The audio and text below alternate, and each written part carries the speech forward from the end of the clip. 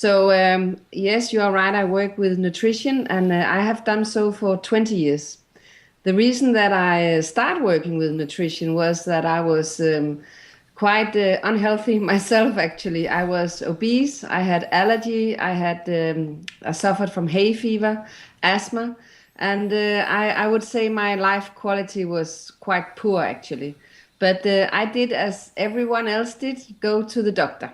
And what could the doctor do? He gave me a lot of medicine, injections, vaccines, and basically my health just became worse and worse day by day.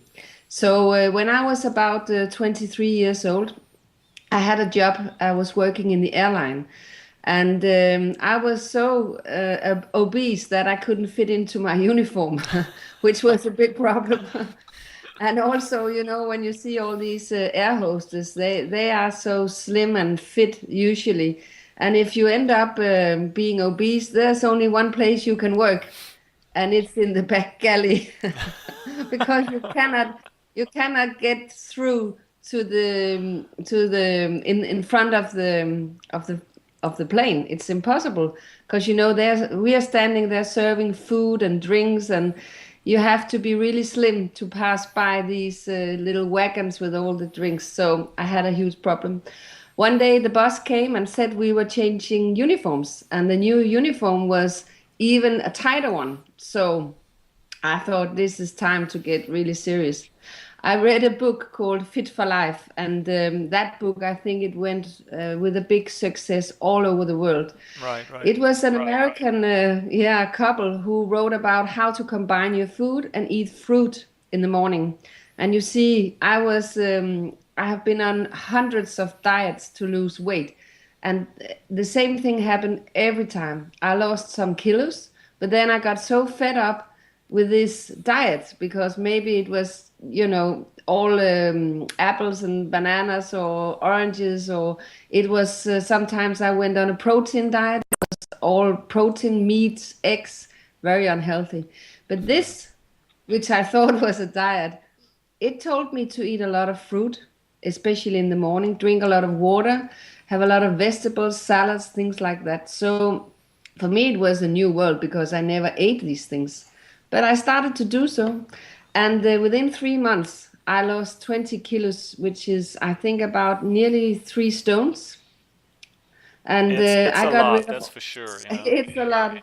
And I got rid of all my hay fever, allergy, asthma, these things. So I was convinced that this system worked for me. And I was actually wondering why there was never a Danish person, or at least a person from Europe, who wrote a book like that. Because when you get an American book, there are so many food items you can't get. You can't buy them in Denmark, especially not like 25 years ago. It was impossible. So I decided that I would write my own book based on my experience. And that's what I did back in 91. At that time, I was pregnant with my son Sebastian. And, it was quite hilarious to have a speak about how to become slim. And then I was pregnant, 7 months pregnant. But, I kept the pregnancy quite nice, actually. I didn't gain very much. So, but I decided that after I had Sebastian, I would not go back to the airline because it would be too much traveling and I would be too much away from home. So I decided to give nutrition a go because it has helped me so much. Then I'm sure I could help others. So I went on different courses and studied different programs in order to know more about this with food combining, stuff like that. So the first book was in 91 and it was a bestseller. It was a funny story because I went to the biggest publisher in Denmark to ask if they would help me publish this book with these Danish recipes for the Fit for Life system. And they said, no, we don't believe in this.